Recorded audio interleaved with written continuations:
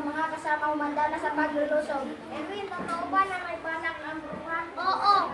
Gusto ko tumulong sa mga diwata. Ako rin, Faye. Gusto ko tumulong sa inyo. Huwag na, mahal na prinsesa. Baka mapahama ka pa. Ayaw ko rin kayo mapahama. At doon, tinalo na nila ang bruha.